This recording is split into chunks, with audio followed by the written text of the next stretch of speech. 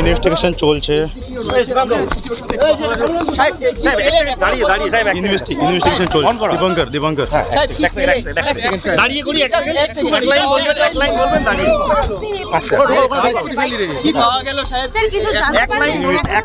Investigation চলছে। এটা পিও আছে, এটা আমার মনে হয়। আস্তে দাঁড়া না, নড়ছিস কেন? হ্যাঁ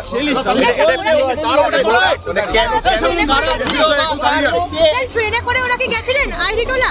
ইনভেস্টিগেশন চলছে, পরে বলবো আমি।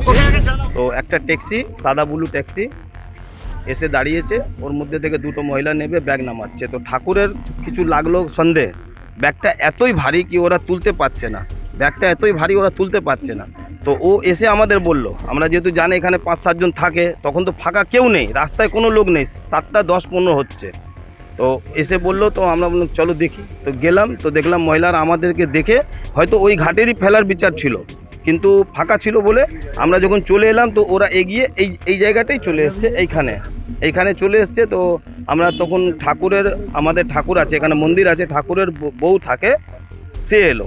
তো সে এলো, আমি বললাম তাড়াতাড়ি বৌদি পুলিশকে ডাকো। উনি দৌড়ে গেলেন, ফাঁড়িতে পুলিশকে ডাকলেন। একটা সিভিল ড্রেসে পুলিশ এলো, পুলিশ এসে ওই মহিলাদেরকে চার্জ করলো, দাঁড়াও।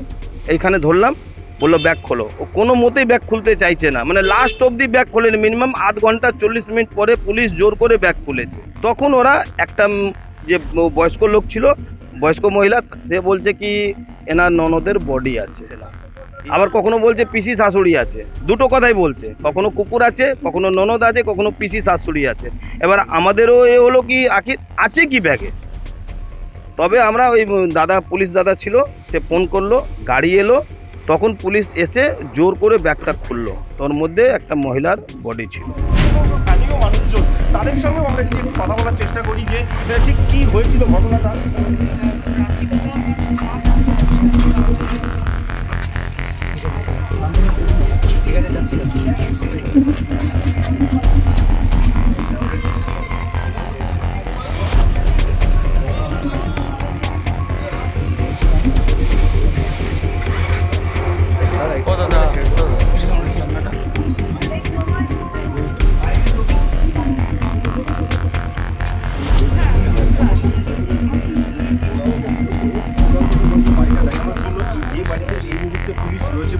তদন্ত করছে, মধ্যমগ্রাম থানার ইন্সপেক্টর তিনি গেছেন। এই যে বাড়ি, এনারা থাকতো 2-2.5 বছর, কিন্তু প্রথম দিন থেকেই এনারা কারোর সাথে কখনো কোনো কথাবার্তা বলতেন না বা মিশতেন না। আমরা চাইলেও ওনারা মেশেননি। ব্যাপারটা হয়েছে যে যেহেতু কারোর সাথে মিশতো না, সেই হিসাবে আমরা ওনাদের সম্পর্কে খুব একটা ভালো কিছুই জানি না।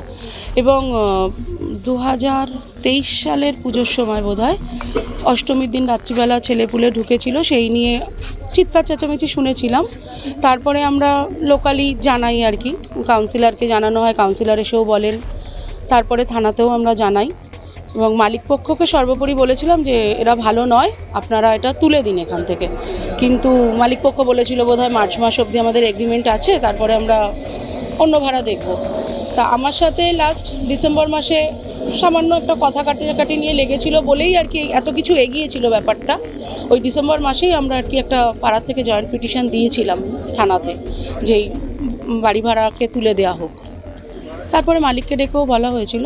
এখন তো আপাতত আর লাস্টও 2 মাস আগে আমি মালিককে বললাম, উনি বললেন যে আর তো আমার 2 মাসের এগ্রিমেন্ট আছে, ওনারা চলে যাবেন, ব্যাস এই অবধি। বাইরের লোকের আনাগোনা ছিল, আসতো?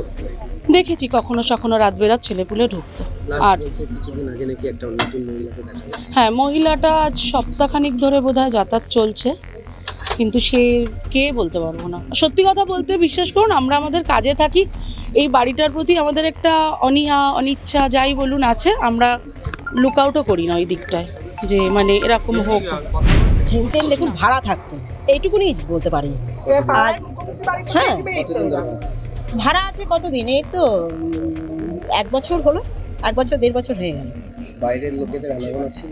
সে তো অনেক আগে, প্রথম যখন আসতো তখন দেখতাম কয়েকজন ছেলে টেলে আসতো যেত এরকম। আমরা তো তাদেরকে মানে নকও করেছি, এখানে পাড়াটা এত ভদ্রস্থ পাড়া, এই মানে জিনিসগুলো ঠিক না, আমরা ভালোভাবেই ওদেরকে বলেছিলাম। তো দেখতাম কোনো কর্ণপাত করছে না, আজকে হঠাৎ দেখছি এরকম ব্যাপার। দুজনেই থাকতো না? মা মেয়ে, আর কাউকে দেখতাম না।